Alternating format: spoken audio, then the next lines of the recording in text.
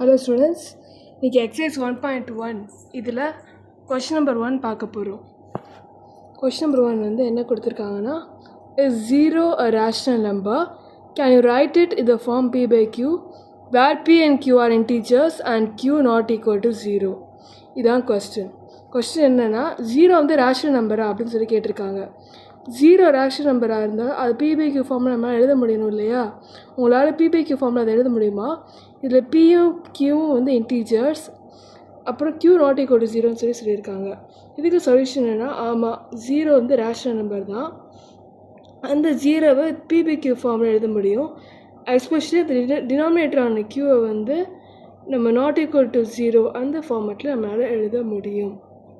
இதுக்கு எக்ஸாம்பிள் என்ன கொடுத்துருக்காங்கன்னா, 0/1, 0/3, 0/4 எக்ஸெட்ரா அண்ட் ஸோ ஆன். அதாவது டினாமினேட்டர் வந்து 0வாக இருக்கக்கூடாது, நியூமரேட்டர் வந்து நமக்கு 0வாக இருக்குது. அப்படி இருக்கிறப்ப 0 வந்து ரேஷனல் நம்பர்னு தெரியுது. நமக்கே தெரியும், இந்த எல்லா வேல்யூஸையும் சால்வ் பண்ணால் நமக்கு ஃபைனலாக கிடைக்கிற ஆன்சர் வந்து 0 தான். அதனால் 0 வந்து rational number. Okay, question number 2க்கு போயிடலாம். Find 5 rational numbers between 1 and 2 அப்படின்னு கொடுத்துருக்காங்க. ரேஷனல் நம்பர் 1 எடுத்துக்கிறோம், 2 எடுத்துக்கிறோம். இது ரெண்டுக்கு நடுவில் 1, 2, 3, 4, 5 வேல்யூஸ் கண்டுபிடிக்க சொல்லியிருக்காங்க.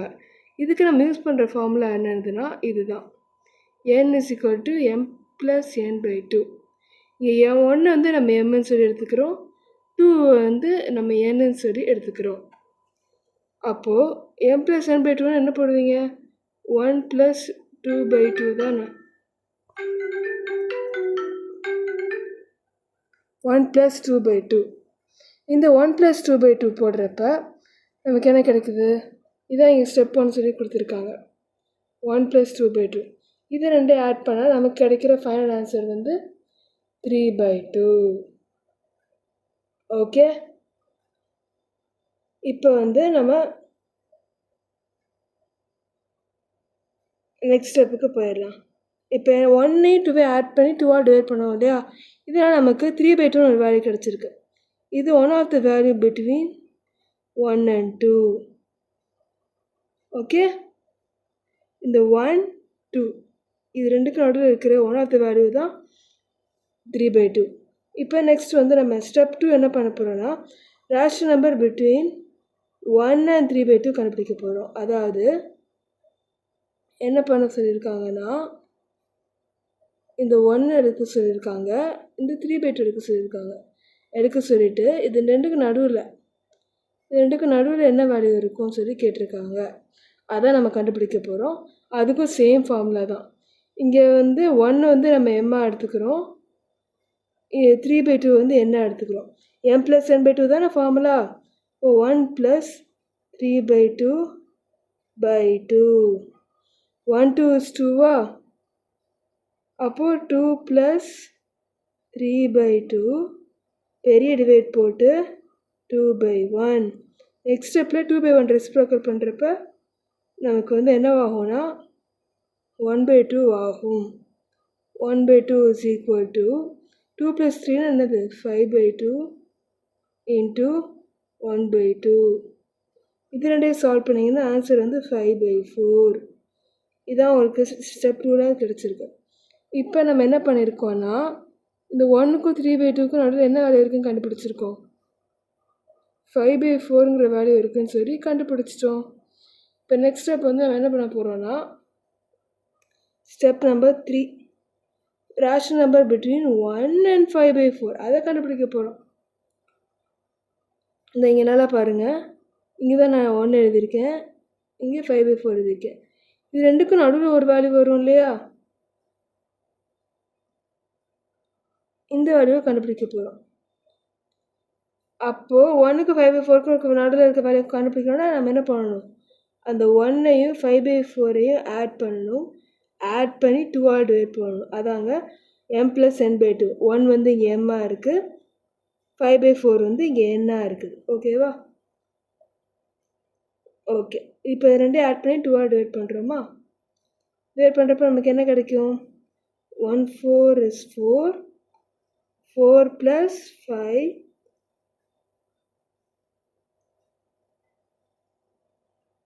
by 4 பெரிய டிவைட் போட்டு 2/1. 4 + 5 ஆன்சர் 9/4. 2/1 ரெசிப்ரோக்கல் பண்ணால் 1/2. ஃபைனல் ஆன்சர் வந்து 9/4. 4 2s are 8ல 9/8. இப்போ நம்ம இது எதுக்கு நடுவில் இருக்க வேல்யூ கண்டுபிடிச்சிருக்கோம். இந்த 1 இந்த 5/4 இது ரெண்டுக்கும் நடுவில் இருக்க வேல்யூ வந்து நம்ம என்ன கண்டுபிடிச்சிட்டோம்னா 9/8ன்னு சொல்லி கண்டுபிடிச்சிருக்கோம். இது ரெண்டுக்கும் நடுவில். இப்போ நெக்ஸ்ட் ஸ்டெப் என்ன பண்ண போகிறோம்னா ஸ்டெப் நம்பர் 4. ஸ்டெப் நம்பர் 4 வந்து 3/2 2 இது ரெண்டுக்கும் நடுவில் என்ன வேல்யூ இருக்குன்னு கண்டுபிடிக்க சொல்லியிருக்காங்க. ஓகே,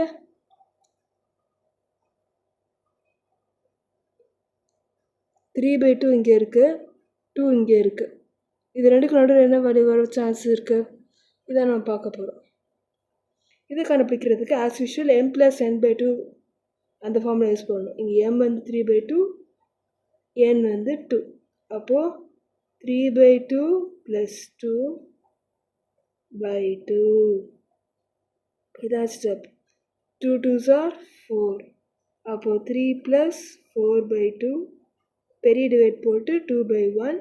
நெக்ஸ்ட் இப்போ 2/1 வந்து ரெசிப்ரோக்கல் ஆகுது. ஸோ 3 + 4/2 × 1/2. 3 + 4னா 7. 7/4 தான் ஃபைனல் ஆன்சர். இதான் ஃபைனல் ஆன்சர். 7/4 கிடச்சிருக்கு. எதுக்கு நடுவில் கண்டுபிடிச்சிருக்கோம்.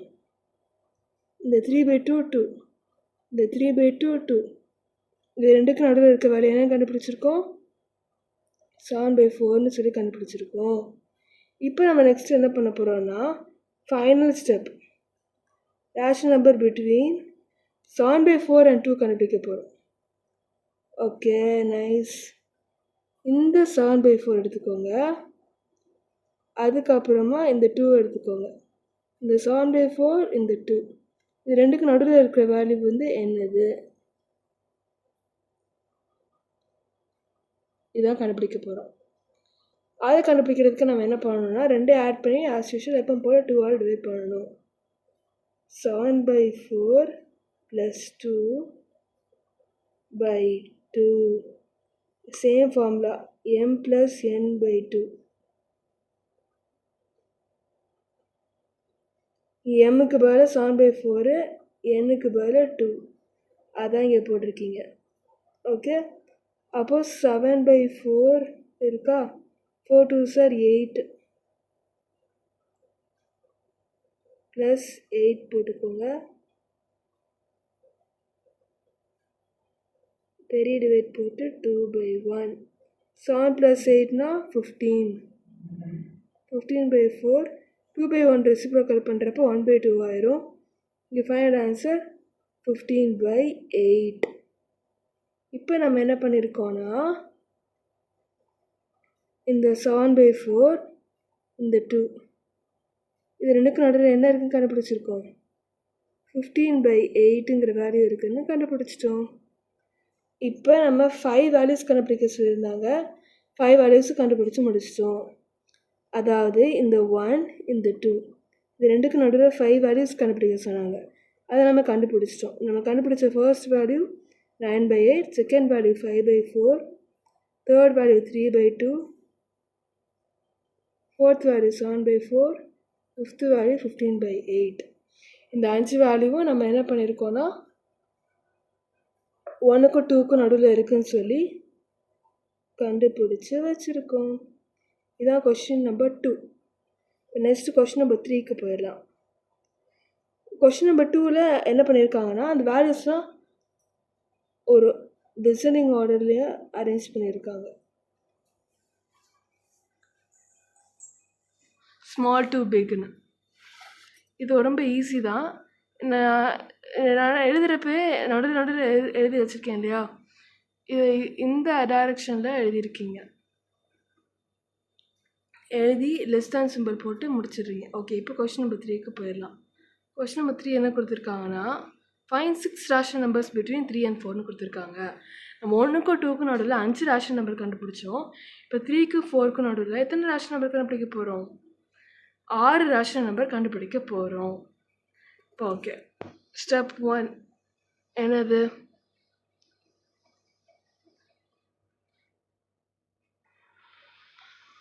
Multiply and divide both sides by n+1 சொல்லியிருக்காங்க. இங்கே வந்து டிஃப்ரெண்ட்டான மெத்தடில் பண்ணியிருக்காங்க. என்ன பண்ணியிருக்காங்கன்னா, அதாவது 3க்கு 4க்கு நடுவில் 6 ரேஷனல் நம்பர் கண்டுபிடிக்கணும் இல்லையா? 6 ரேஷனல் நம்பர்ஸ்ன்றப்ப நம்பர் ஆஃப் ரேஷனல் நம்பர்ஸ் நம்ம கண்டுபிடிக்க வேண்டியது 6. அதனால n is equal to 6ன்னு சொல்லி எடுத்துக்கிறோம். அப்போது இங்கே multiply and divide both sides by n+1 சொல்லியிருக்காங்க இல்லையா? அப்போ n+1 என்ன அர்த்தம்? 6+1ன்னு அர்த்தம். அதான் இங்கே எழுதுகிறேன்.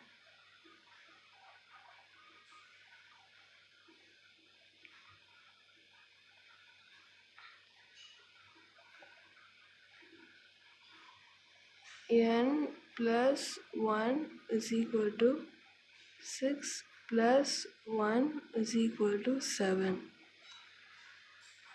இப்போ நம்ம பண்ண போகிற ஃபர்ஸ்ட் ஸ்டெப், இந்த 3க்கும் 4க்கும் நடுவில் தானே கண்டுபிடிக்க சொல்லியிருக்காங்க. அதனால் என்ன பண்ணுறோன்னா 3 × 7/7 பண்ணுறோம். அப்புறம் 4 × 7/7 பண்ணுறோம். 3 7s are 21, 21/7 கிடைக்குது. 4 7s are 28, 28/7 கிடைக்குது. இதான் ஸ்டெப் நம்பர் 1. ஸ்டெப் நம்பர் 2 வந்து என்ன பண்ணுறோன்னா, இப்போ நம்ம காமன் டினாமினேட்டர் ஆக்கிட்டோம். 21/7, 28/7. டினாமினேட்டர் 7 இருக்குது, நியூமினேட்டர்லேருந்து 21 28ம் இருக்குது. இதுக்கு நடுவில் 1 2 3 4 5 6 வேல்யூஸ் கண்டுபிடிச்சி எழுதுறது பெரிய விஷயமே கிடையாது. ஏன்னா 21க்கு அடுத்து நமக்கே தெரியும் என்ன வரும், 22 தான் வரும். 22/7, 23/7, 24/7, 25/7, 26/7, 27/7. இப்போ இதான் இந்த 6 வேல்யூஸ். இது மெத்தட் நம்பர் 2. இந்த மெத்தடில் நம்ம 6 ரேஷனல் நம்பர்ஸை கண்டுபிடிக்கலாம். இதையுமே இவங்க என்ன எழுதியிருக்காங்கன்னா, அசெண்டிங் ஆர்டரில் ஸ்மால் டு பிக்காக எழுதியிருக்காங்க. 3க்கும் 4க்கும் ஆர்டரில் இருக்க வேல்யூஸும் எழுதியிருக்காங்க. இப்போ நெக்ஸ்ட் கொஷின் நம்பர் 4 போயிடலாம். கொஷின் நம்பர் 4 வந்து find 5 rational numbers between 3/5 and 4/5 கொடுத்துருக்காங்க. ஓகே, நம்ம தேர்ட் சம் பார்த்தோம் இல்லையா, அதே மெத்தடில் பண்ணுறோம். Multiply and divide both numbers by n+1 சொல்லி கொடுத்துருக்காங்க. அதாவது 3/5 இது ஒரு நம்பர் இல்லையா, 4/5 இது வந்து ரெண்டாவது நம்பர். ஃபஸ்ட் இது ரெண்டையும் n+1 மல்டிப்ளை பண்ண சொல்லியிருக்காங்க. இப்போ n இங்கே என்னது, n வந்து ஆக்சுவலி 5. ஓகே,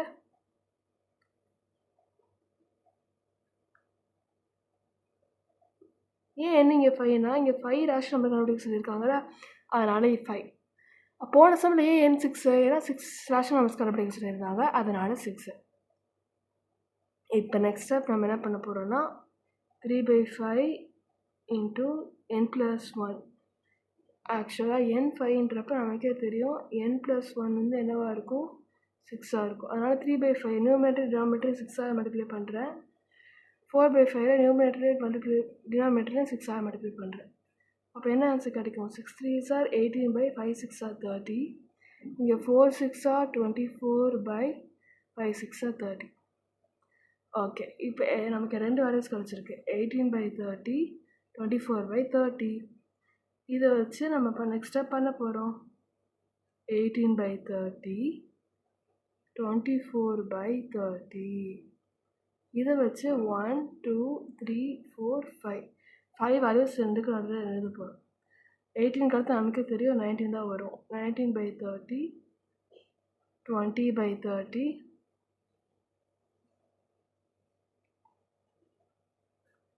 21/30, 22/30,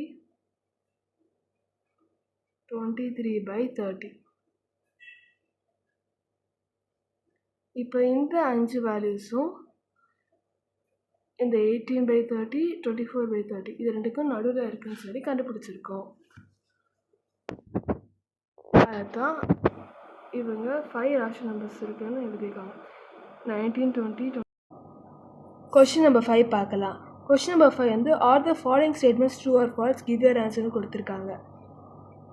ஒவ்வொரு ஹோல் நம்பர் நேச்சுரல் நம்பரா? அதுக்கான ஆன்சர் வந்து ஃபால்ஸ். இதுக்கே ஃபால்ஸ்னா ஹோல் நம்பர் வெளியே இருக்குது, நேச்சுரல் நம்பர் இதுக்கு உள்ளே இருக்குது. ஒய்? பிகாஸ் ஹோல் நம்பர் 0லேருந்து ஸ்டார்ட் ஆகும், நேச்சுரல் நம்பர் 1லேருந்து ஸ்டார்ட் ஆகும். இவங்க என்ன கொடுத்துருக்காங்கன்னா ஒவ்வொரு ஹோல் நம்பர் நேச்சுரல் நம்பர் சொல்லியிருக்காங்க. அப்போ ஹோல் நம்பர் 0ன்ற வேல்யூ வருது. 0ன்ற வேல்யூ நேச்சுரல் நம்பர் கிடையாதே, நேச்சுரல் நம்பருக்கு வெளியே தானே இருக்குது. அப்போ அதனால தான் அவங்க கொடுத்துருக்காது ஃபால்ஸ். ரெண்டாவது வந்து every integer is a rational number. ஒவ்வொரு இன்டீஜரும் ரேஷனல் நம்பர் அப்படின்னு சொல்லி சொல்கிறாங்க. இது வந்து ட்ரூவா? ஆமாம், ட்ரூ. ஏன் ட்ரூனா இன்டீஜர்ஸ் வந்து 0 இருக்கும், பாசிட்டிவ் நம்பர்ஸ் இருக்கும், நெகட்டிவ் நம்பர்ஸ் இருக்கும், ஸோ ஆன் போயிடும். இது ரெண்டுக்கும் நடுவில் வர வேல்யூஸுமே ரேஷனல் நம்பர்ஸாக இருக்கும்.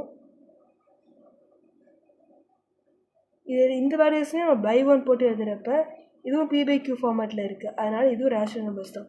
அதனால் every integer is and rational நம்பர்ன்றது ட்ரூ. இப்போ தேர்ட் கொஸ்டின் போயிடலாம்.